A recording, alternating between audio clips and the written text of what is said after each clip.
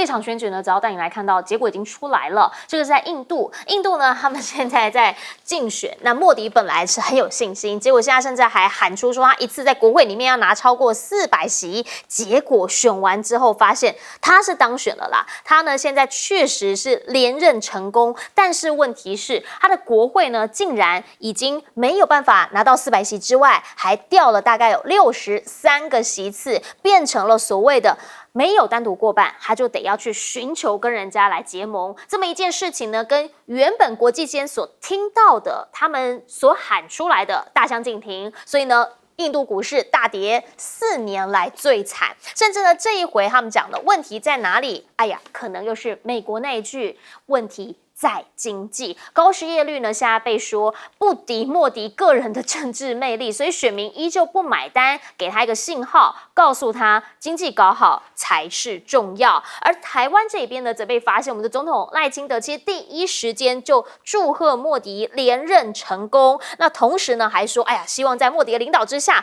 我们可以扩大在经贸、科技还有其他领域的合作，甚至呢在这一篇 po 文里面还说是破100万浏览这样子的一个新闻。好，但是呢大家在说这个真的叫做共享民主自由价值的坚实伙伴吗？这个暴露了什么样的意义呢？其实呢，当然对于印度来讲，它现在呢，美国认为它是所谓的抗中之间的一环，承认它是个盟友，可是印度跟中国之间是不是真的美国就会站在他这边？其实现在大家也打一个问号。主要的原因就是因为现在有卫星揭秘了，说对岸的歼20部署在中印的边际这一边啊。印度方面觉得是军事威胁升级的明确信号，最主要的原因还是因为歼20它配备射程超过300公里的导弹，所以呢，印度这边就觉得这个对他们造成了威胁，甚至呢，他还喊了什么，已经做好了战争的充分准备，还说不只是边境这一边哦，如果说跟海域这边有关的，我们海陆空通通都已经做好准备了。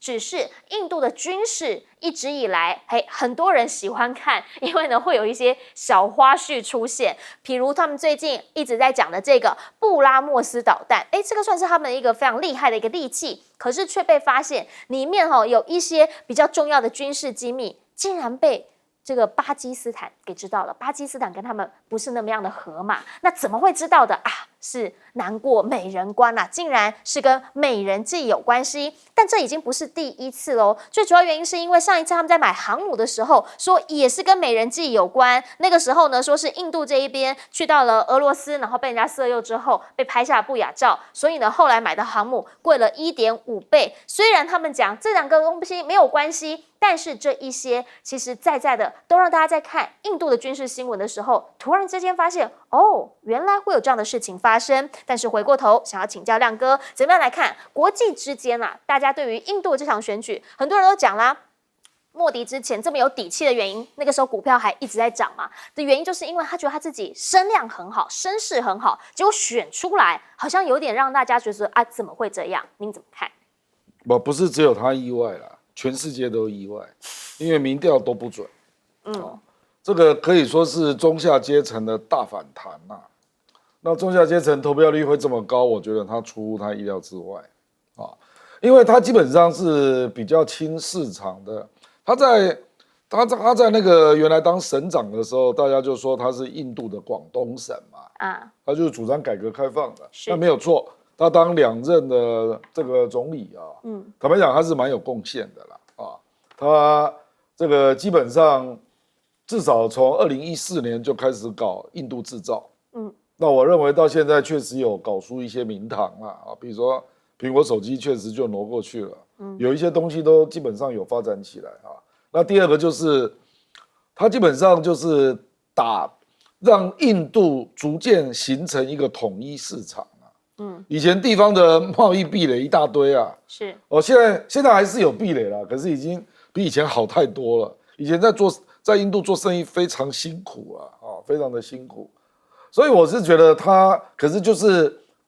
这个坦白讲，就跟邓小平一样嘛。邓小平就是改革开放，先让部分人富起来，不是吗？那就造成严重的贫富不均嘛。也造成了一定程度的贪污腐败。完全一样。我跟你讲啊，那印度就是3大财团啊，什么阿达尼啦，有3家财团啊，然后塔塔啦，还有另外一家，这3家占了印度的整个这个 GDP 的20%。是啊，那当然就会造成很多富人呐、这是事实嘛啊。那穷人，坦白讲，他有2个部分没有处理好啦。那选举上引起大反弹，一个就是穷人的反弹，中下阶层啊。那所以我看到美国有一个报纸啊，他说印度不敌哦，每日收入4块美元的穷人，那就下这个标题啊，那另外一个就是宗教矛盾啊，因为他对穆斯林跟锡克教实在太凶狠了啦，他这种印度教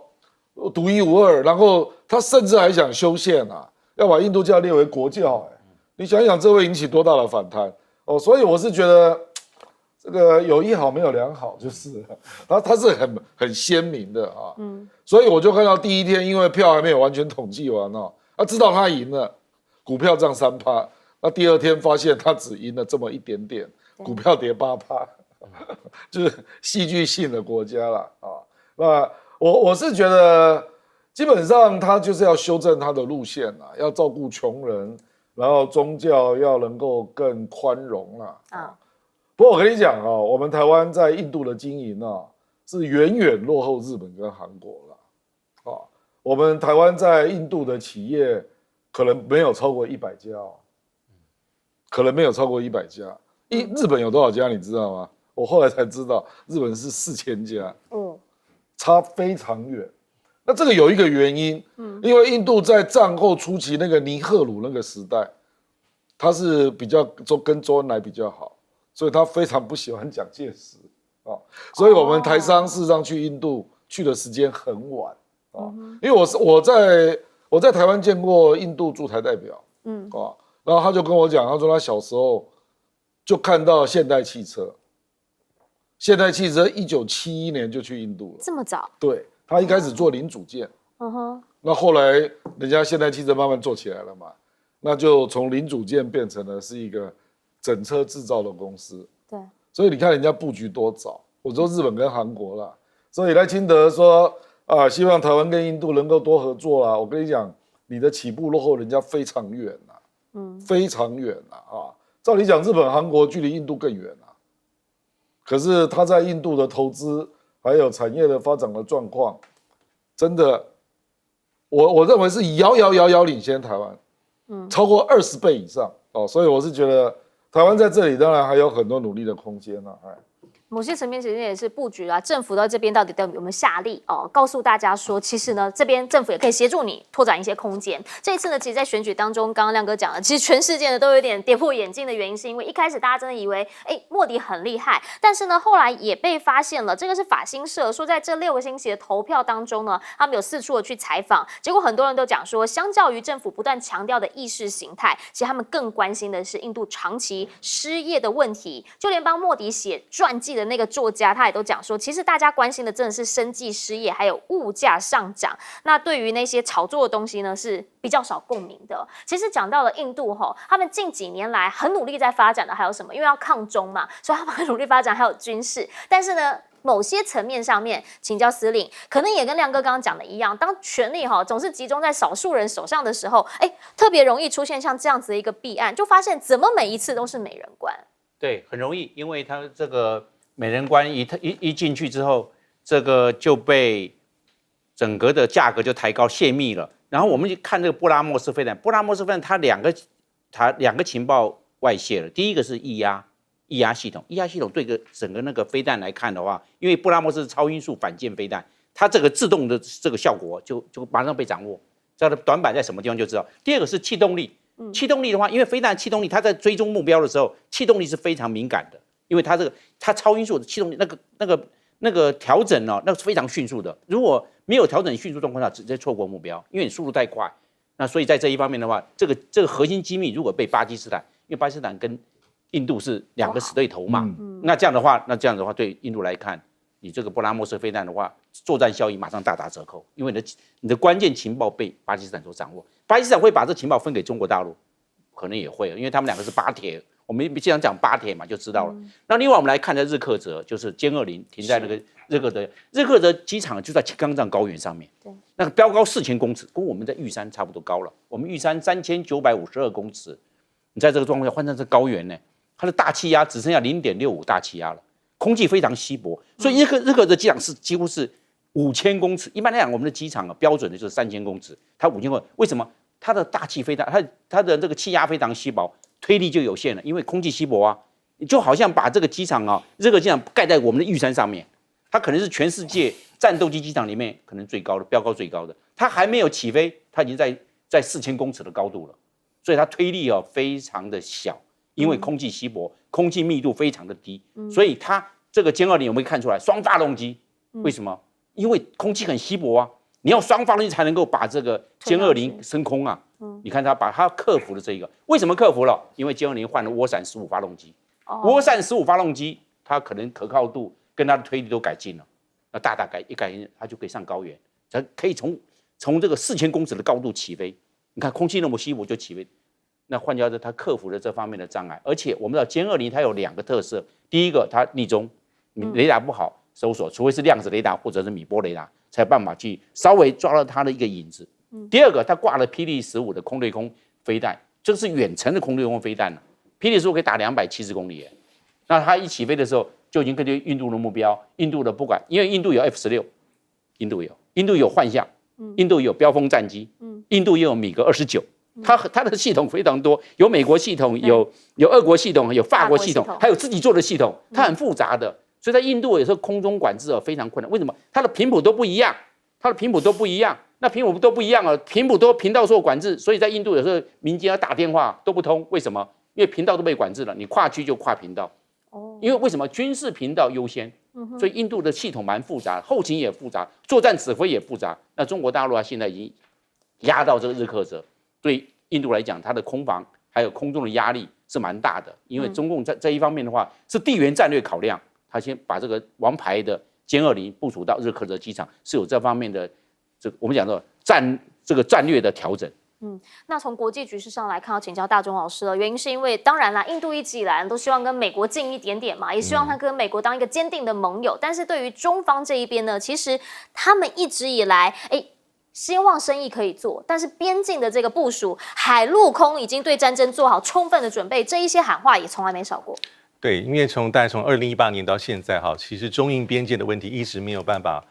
获得很完美的解决所以一直是一个隐患。但我们也知道这一次的 BJP 它选举结果真的是让很多人跌破眼镜了，就是选前的民调还有他们自己所喊出来的300席400席，但最后证明它比上次2019年掉的大概60席。他没有办法单独执政所以虽然是莫迪迎来他第3任的总理任期一般判断他可能会超越印度独立后的第1任总理尼赫鲁的总统任期，因为尼赫鲁是1947到1964，但目前新一任的这个总理任期，可能莫迪所面临到的内外的挑战还是非常多。第一个是跟美国的关系就像刚才所提到，其实再从因为莫迪是2014年就任嘛，当时是奥巴马的第2任期，其实美印关系慢慢在好起来对，在奥巴马任内其实莫迪访问美国至少4次，川普时期也是如此。去年拜登大家有印象，去年6月份的时候，莫迪对美国进行国事访问，可以看到华府所摆的那个阵仗是非常的高规格，非常的以礼相待，里面谈了很多很多东西，从国防到这个关键的科技，到很明白讲说我支持印度争取2028到2029联合国安理会的分享理事国。美国几乎是把所有的好话都说尽，想要去拉拢这个目前的印度。其实很清楚了，背后大的背景就是一个美中的战略竞争。美国所摆出来的阵仗，包括美日印澳 Quad 也是如此。给予印度很多很多的优惠，包括让印度参加 IPEF 印太经济架构，也有比较多的一个弹性，印度可以自己去选择他想要加入的各个支柱。但是我觉得在这状况之下，美国还是面临到2个局限。第一个局限是在印度本身，因为中印边境刚刚讲这么的长，印度是对中国有很大的防备之心，但也代表说他没有那个本钱全面跟中国大陆决裂，因为那是非常大的一个噩梦。对双方其实都是。那印度的外交长期讲的是战略自主、不结盟、中立。所以在这个大的这个氛围之下，即便莫迪的外交是非常的强势、优势、有自信、弹性，但这是美国面临到的第一个，我觉得它的局限。第二个局限就是可以从俄乌战争里面看得非常明显，因为目前美国是死死盯着俄罗斯，但是印度跟俄罗斯关系又这么的好，所以可以看到在这么多的国际场合里面，包括联合国，印度投的都是弃权票。那还有包括从俄乌战争打到现在，印度还是很多俄罗斯天然气、石油的重大买家，这就是第二个局限。好，其实呢，在现在国际间，大家也都在看美中之间的这个战略，特别是美跟中俄。好，原因是因为呢，现在发现了俄罗斯他们的军官呢，竟然要在加勒比海军演，哇，这件事情大条了，因为那不就是美国的后花园吗？两个地方。一个呢是古巴，一个是委内瑞拉。那这一次呢，俄罗斯方面讲说，确实啦，没有事先跟美军讲。美军当然必须要装作非常镇定，因为他说呢，我们不认为会构成威胁，但是我们会严密监控。地图摊开来看，加勒比海就是在美国的旁边嘛。那如果说不管是停这边或者是停这边，对于美国来说，当然就觉得芒刺在背啊。而且别忘了，美国之前不还讲，中国在古巴有基地，在委内瑞拉训练部队，哇，那这样子会不会变成中俄真的就连起来对美国给出手了呢？其实现在呢，在北约这一边，美军呢也开始在思考，是不是要真的跟俄国正面交锋。好，原因是因为现在传出1.7万的美军呢要快速投入战场，甚至开始预演跟俄罗斯开战。那这边呢，他们要开始进行联合军演之外呢，还有所谓的5条的陆地走廊，讲的就是如果真的发生什么事情的话，那就要让他们快速的进到前线。为什么会有这些的讲法？因为呢，现在美国这边也松手了，让他们给这个乌克兰的武器能够直接打到俄罗斯境内。今天看到一个新闻说，北约的无人机呢，说西班牙来的第一次呢是开轰俄境。好，这是葡萄牙所提供的无人机。那现在呢说，长城的预警雷达就是被葡萄牙提供的无人机给摧毁了，是第一次北约武器用来攻击俄罗斯境内，俄罗斯这边到底会怎么样的反击，目前还不知道。而且呢，现在还传出了说，乌克兰这边的无人机营其实呢是有被俄罗斯这边给轰炸。那开始来讲，会不会双方情势会升温？结果普京呢突然之间拍板了，什么意思？他说我们真的没有要打，到底是谁说的？说我们的没有那个帝国野心，无意要攻击北约，甚至他还讲这个一派胡言，很有可能就是西方国家自己说的。他们说来要什么？他们说来要反击我们，自己给自己的一个借口。他认为这根本就是胡扯。好，其实呢，不只是俄乌战，现在有可能会升温。以巴战这边呢，大家也在担心，原因是因为以色列现在开始讲了，是不是会开战黎巴嫩？英国金融时报这里呢，开始有提出了一些警告。纳塔尼亚胡他的讲法是我们准备好做激烈作战，原因是什么？原因是因为呢，他们在北部这里确实有在交火，甚至呢，真主党有说要对此来负责。那就表示，如果是这样的话，在这边战火会不会持续的在升温？甚至铁穹也被真主党给摧毁了，所以以军呢再召集了5万人要准备反击，而这一些现在呢都被说有可能会让战事进一步升温。黎巴嫩之外，还有一个是叙利亚，原因是因为以色列又去轰叙利亚，也造成了伊朗革命护卫队的这个顾问呢不幸丧命，所以呢，伊朗这边不管是叙利亚，不管是黎巴嫩，他都在背后，都是那个老大哥。会不会最后还是剑指那个老大哥？看看如果伊朗参进这一局，美国会不会来救救他？好，国际局势请教亮哥，原因是因为中俄如果真的合起来，这一回又是到了加勒比海，太近了啦。美国的海军是说不得惊，但是他们会严密监控。对，因为美国允许乌克兰使用美国的武器打到俄罗斯境内嘛。那初步了解也包括 ATACMS 远程的导弹，那也包括滑翔炸弹，也包括海马斯的火箭弹的系统，都可以打俄罗斯境内。那俄罗斯本来是威胁说他就用战术核武来回击嘛，对，那可是这是美国提供啦，你要打哪里啊？所以我觉得这个是项庄舞剑，意在沛公啦。就说你要搞我是不是？那我也到你后院搞一搞啊。所以这个军演搞不好不是真正的军演哦，搞不好他趁机把某些武器交给古巴哦，谁知道？没有人知道啊。那你记不记得美国用那个低风系统到菲律宾的吕宋岛？那个也是一个中程导弹。中程导弹。你怎么知道不是中俄的联手？所以我跟你讲啊，现在国际情势会越来越复杂了啊，因为中国大陆现在也在进入中南美洲，不过中国大陆基本上是经济上的，是，那俄罗斯是军事上的啊，所以我是觉得中俄联手真的有一些在国际政治军事上的布局啊，你可能不能只看表面啊，就是你美国也在搞我啊，那我也来搞你啊，彼此心知肚明啊。那你说普京说我没有要打北约了，真的吗？你普京上个礼拜讲的话我都还记得嘞，说如果这个欧洲提供 F-16啊，俄罗斯就视同是核武部署因为 F-16理论上可以射核弹所以你如果要这样搞，那北约的人口密集的小国，你给我注意了，这个是普京讲的话啊。你怎么一下弹就又忘记了？所以我说搞这种模糊战术啊，你说俄罗斯会不会打北约的小国？我认为第一时间讲的话多半是真的啦。你比较相信那个下意识？那北约小国明显提供 F-16给乌克兰的，就是丹麦跟荷兰嘛，这太明显了嘛所以他是不是在讲说丹麦跟荷兰，你给我小心一点更何况那个北溪天然气管道被炸，就发生在丹麦的海域啊。所以我认为他对丹麦跟荷兰早就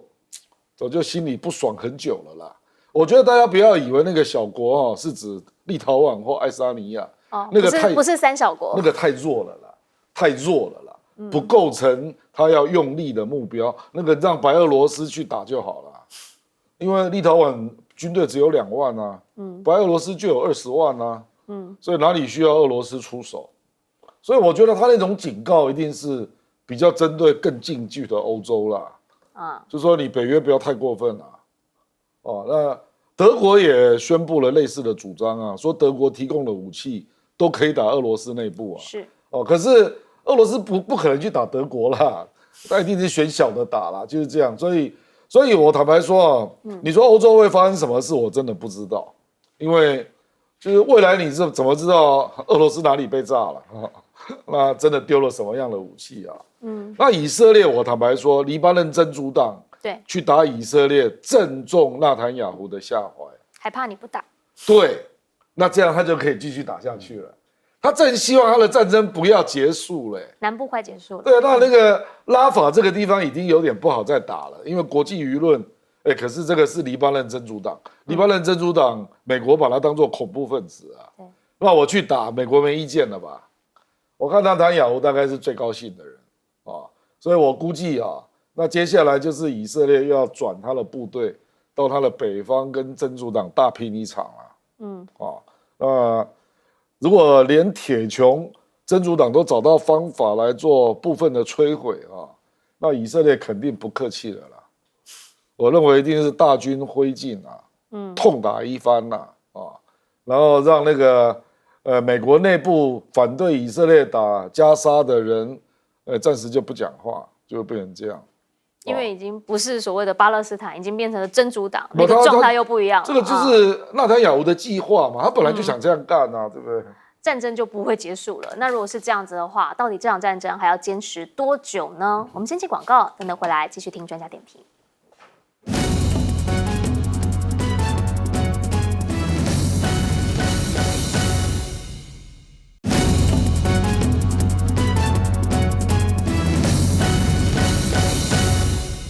好，我们刚刚提到俄乌战这边呢，是北约国家纷纷放手，让乌克兰拿他们的武器可以去打俄罗斯境内。现在大家就担心会不会让火烧起来？请教司令。对，我们可以知道，就是我们讲这个乌克兰，它用的是葡萄牙的这个特凯佛的 AR3的这个无人机。这无人机它有2个特色，第一个它飞得非常远，是。然后第二个，最主要它的感测器，一般来讲无人机都挂的是 EO， 就电子光学，那只有白天或者没有云的状况之下，垂直能见度非常好的状况下使用。它现在挂的是合成孔径雷达，就是雷达照相法，它不受任何白天晚上都可以哦。那这样的话，它就专门把俄罗斯的这个 S-300的远程地对空飞弹或者 S-400的地对空飞弹抓到了。那没办法伪装，因为合成孔径雷达的话，你只要有金属反应，它就抓得到你。那这样的话就摧毁那些 S-300或 S-400的这个地对空飞弹。为什么要摧毁它们？因为乌克兰快要拿到 F-16了。先把这些地对空飞弹把它阵地把它做摧毁，F-16就可以做一个纵深轰炸，是这个样子。哦，它原来是现在的目标是在对俄罗斯 S-300、S-400的防空飞弹阵地在搜寻，然后再做摧毁。然后地面还会引导指引地面部队对那个地方做标定的位置做精准打击。海马斯火箭也好，或者战区的这个短程的战术飞弹也好，就要做摧毁，变成这个样子。所以它有它的战术考量，这方面来运作的话。乌克兰的话，短时间之内，它可以把地对空的飞弹，俄罗斯这一方面的会造成战损，但是问题是，俄罗斯后继还是会上来，因为它可以做这个战场战力的填补。那第二个，我们讲到这以巴冲突、以巴战争，以色列跟巴勒斯坦呢已经打了8个多月，那这样子状况之下，那现在就是北边的黎巴嫩的真主党也动手。换句话说，以色列的战略目标是这样的：先解决加沙走廊的巴勒斯坦。哈马斯组织完毕之后，再去解决北边的黎巴嫩的真主党，是这个样子。那刚好变成诱导，你这个黎巴嫩真主党刚好动手，那刚好正中以色列的下怀。他现在的这个我们讲的这个加沙地区差不多了，已经整个扫荡的差不多了，整个任务快要告一段落。那专心的在对付了这个黎巴嫩真主党，所以黎巴嫩真主党，但是黎巴嫩真主党并没有像哈马斯组织那么弱，因为他经过这8个多月的准备，你这样子他有准备。换句话说，会造成以色列地面部队的战损。那以色列在这一方面，如果是不能说像打南加萨这个或者北加萨这个地区啊，轻而易举摧枯拉朽地面轰炸，然后就进去做扫荡就结束了。这个黎巴嫩真主党在这一方面经过8个月的战备准备，还有地下化，想要去扫荡他们，以色列的所能够造成的这些战损，绝对会比加沙走廊战损来得明显，来得多。对，这样的话，对以色列，尤其是纳坦雅胡他们的战争内阁，它会形成一个更大的压力，而且战线拖长。现在这些我们讲的这些世界其他的国家，包含在联合国的这个大会当中，美国是面对的压力哦。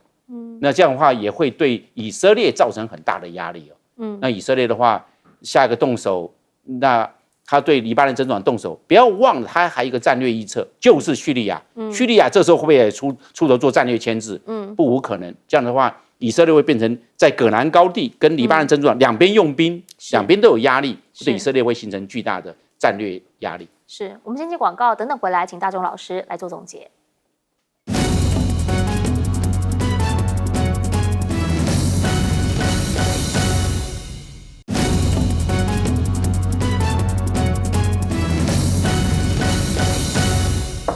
最后要请大钟老师帮我们总结。对，我觉得那个俄乌战争目前还是2个重大的议题，就是一个就是如同大家所预料的，美国把第2条线那条线就拿掉，那个红线，你看乌克兰怎么说？他说红线都不存在。好，这个红线就是说我可以使用西方的武器去打击，有限度的打击。那目前美国的公开讲法是仅限于哈尔科夫市，因为哈尔科夫的确离俄罗斯边境大概就30-40公里。但是已经有些成效出来，包括刚才将军所讲，包括像无人机海马斯系统陆军战术飞弹，还有长程的精准打击的火箭都已经用上，短期之内会反映出一些效果。但一般判断是说，美国把这条线拿掉，主要还是因为从今年年初到现在，乌克兰在前线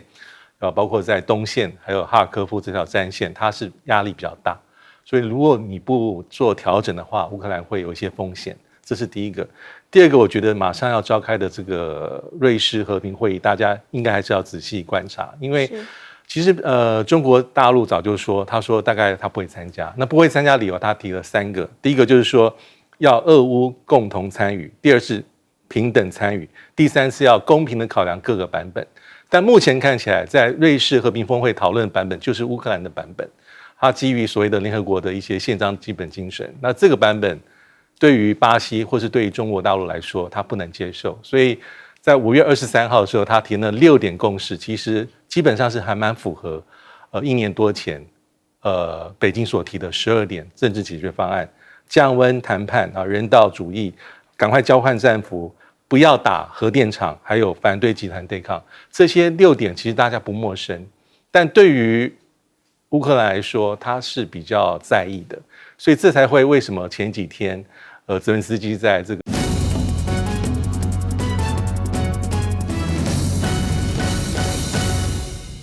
大家午安，我是陈燕莹，欢迎来到新闻大白话。接下来这1小时国内外大小事，要用你听懂的话说给您听。现在介绍这1小时来宾，首先要介绍是耶鲁政治学博士郭正亮，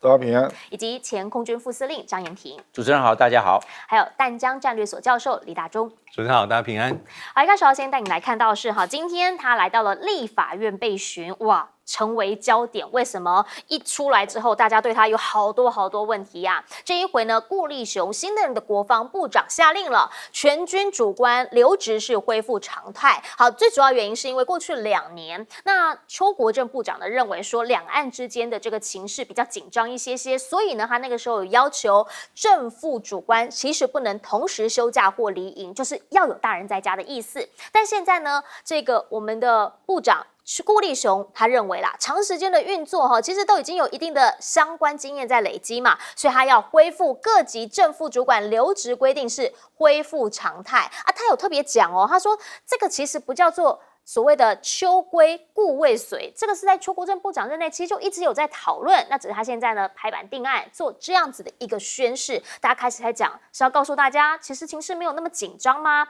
另一件事情呢，则是大家问到第1集，他说不要讲第1集啦，我们现在讲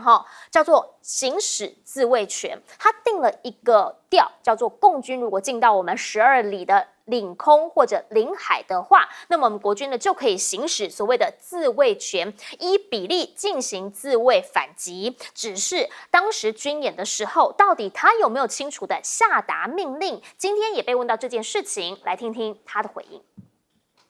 部长在0523解放军在围台军演的时候，只花了20分钟听取各单位的简报，就离开衡山指挥所，请参谋总长直接主持长达5到6小时的战备会议。部长没有坐镇指挥。5月23号那一天早上，在7点半就开战敌情汇报。那在这个中间就已经接获这个共军要实施这一个联合利剑的演习，所以在当下就已经做了一些指示，就这一个作战层级或者是战术层级的这个部分呢，我就交给参谋总长。部长因为时间的关系，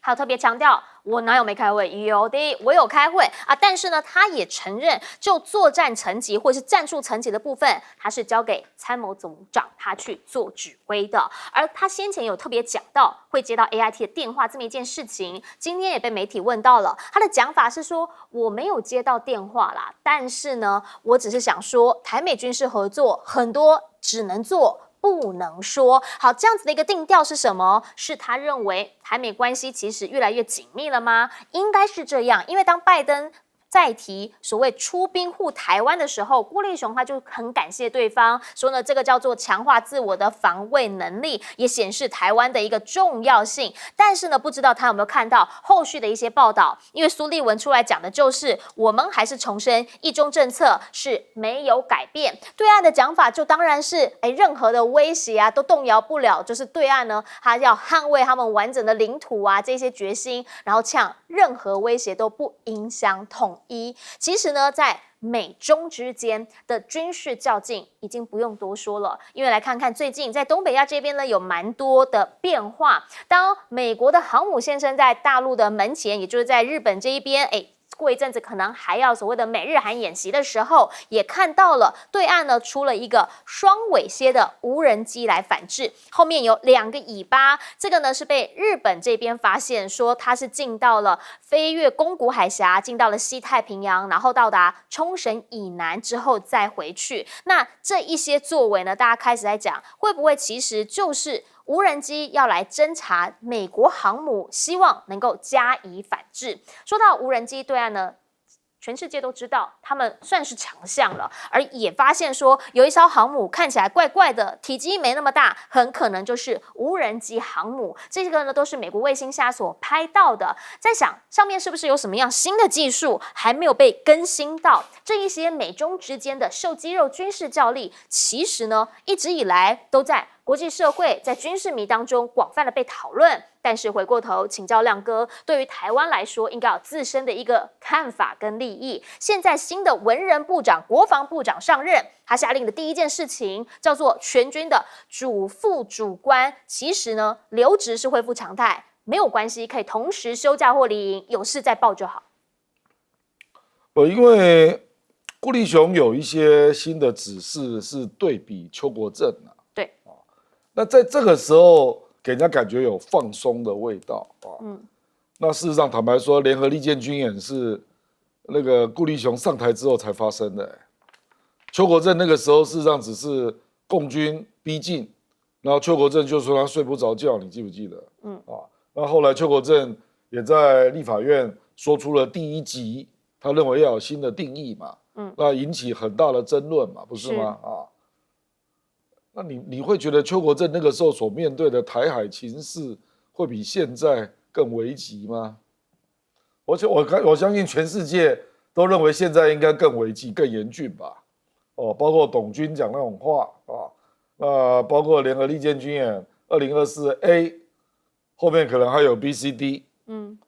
那结果顾立雄刚上台的这个连续的指令，给人家感觉都是在放松。这个真的有点不可思议啦。我说实在啊，就是他即使要让军人能够恢复正常的休假，他也没有必要在这个时候宣布吧？他这个时候宣布真的很怪啦。那这样我们的飞行员是不是也要不要让他们那么累啊？我们飞行员一天到晚在警戒升空啊，这个我们张司令最了解，很辛苦的啦。所以今年届退嘛，刚好合约到期。很多人想要转到这个航空公司去当那个机长啊，不是吗？所以这里面恐怕，我是觉得真的有点怪啦。就至少大家是很好奇说，你面对这个解放军可能还会增加升级军演的态势啊。比如说，我们也看到金门那边出现了2艘登陆艇嘛，不是吗？那我们也跟监了啊。那联合利剑 A。事实上，它的规模也超过预期嘛。那结果你这个时候好像很轻松，而且他讲这个话实际上并不清楚啦。共军进入12海里领空领海，可下令国军行使自卫权。请问这是什么意思啊？这个是指，然后他又说依比例进行自卫反击。我跟你讲啊，军队的 SOP 不能这样写啦。其实军队的 SOP， 我想张将军比我清楚。都是一动，就是一说就一个动作的啦，很清楚的。什么叫做依比例啊？你认为那个飞行员可以判断吗？依比例，怎么可能呢？一定是什么事情发生，你就要做什么动作，一定是这样吧？那我不知道他如果做第一集，要不要回报长官啊？还是他自己可以决定？因为12海里已经非常近了嘛。是。那我觉得顾立雄在这里并没有讲清楚啊，就是因为这样。所以邱国正才会睡不着觉啊，所以我觉得这里凸显出一种问题啦，就是他对那个军事的真正的那个现场的实际状况，他没有办法体会啦。这个张将军当过飞行员我想等一下由他来说明，就是说你不能体会人家在第一现场必须要做出全变的决策啊，你要给人家指示啊，是什么样的权他可以做。那可以不受处分，这个很重要啊。所以我是觉得有一些那当然马文君问那个也是有意义的啦。就说他就交给参谋总长了啊。他说有关战术的执行啊，实际的军队的这个怎么样去做战术的推演，由参谋总长去负责。那这个跟你前面讲的也有点矛盾啊。那既然参谋总长都比你懂，那请问你7点半你是做了什么指示啊？你怎么能够指示呢？如果你对参谋总长懂得那些所谓的军事的战术的部分，你是如此不熟悉啊，然后你谦虚说我就离开了，你怎么能做指示呢？而且他也承认后面开了5、6个小时，你如果不熟，不是应该坐在那边听一下吗？你怎么就走了呢？那请问你到底要负责什么呢？难道你当国防部长？就如我所听到的，你只是要负责军购跟建案的管理监督，以及军中的转型教育吗？难道你只负责这2样吗？那有关台海的严峻的情势，我不知道你如何下达指示啊。因为军购跟建案，还有这个军中转型教育这种东西，都不是我们对一个国防部长的期待而已吧？国防部长我们会想说，国家碰到危机啊，你要有指挥的能力啊，且不要说是你自己指挥啦，可是你至少要进入状况吧，你至少要知道，台湾现在的状况是怎样，然后你就战略面，因为你跟总统跟国安会比较有接触嘛，那你总要有一点 sense 吧？那怎么在这个时候就通通都交给参谋总长了呢？所以我是觉得有点怪了。就台湾来说啦，特别是在现在这个氛围之下，大家会希望说，即便他可能没有真正在做这个所谓的战术层级啊，或者作战层级的指示，但是应该要听得懂，或者是应该要看得懂。来请教一下我们的司令哈，原因是因为在今天的这个问询当中、询答当中，他也很明确的讲到，进到12海里的领空领海的时候，就可以下令国军行使自卫权。那大家就想问了，它的依比例，因为你明确的讲出来，如果人家真的飞到那里的话，那你要怎么做？对，这个可以讲，在12海里，这进入12海里就可以行使自卫权，并且按照比例，那这个比例是怎么样的比例？100%还是10%？我认为这个要很明确，这不能有任何模糊空间。因为兵凶战危，这个一定要谨小慎微，非常谨慎，不能有任何的模糊地带。这个开玩笑，这打起来这不得了。所以这个授权是由哪里来授权？空中的领队就是可以做决定的吗？还是海上航行中的舰长就可以下令直接？因为已经到了12海里，他就可以按照这边依比例进行自卫反击。那这样的话，我认为不要有任何的模糊力，因为每一个人主观都会换。今天这个1年之后，这个舰长干完了，或者这个飞行的领队干完了，下个副机长上来了，会换人。你这个如果模糊空间的话，那这样换了一个人之后又不一样了。那因为定义不清楚，每一个人的解读的状况所阐述的结果就会不一样。所以我认为这个要非常谨慎。那他这样的话，有点就是说，这个太模糊了，这个弹性太大了。我认为这一方面要非常的严谨，非常的谨慎，因为开战容易，但是要结束战争是很困难的。不管是乌克兰战争，或这一次的以色列跟巴勒斯坦的冲突都是一样，冲突是很容易就发生，但是非常困难去收拾。那像您当飞官的时候，交战的命令是什么？您的权限会是什么？那这个时候也空军那时候作战司令部，后来会变成作战指挥部，要向他们做请示，他们会下达，不是空中领队。空中领队的话，它上面一下达，我们空中领队就要做了。那有相关的战备规定得非常清楚，35海里的状况是怎么样，在侧边25海里的状况是怎么样，在后面15海里都规定的非常，我数据到现在不同的位置还讲得非常清楚，对，非常的清楚，而且都要考试，飞行员都要考试的。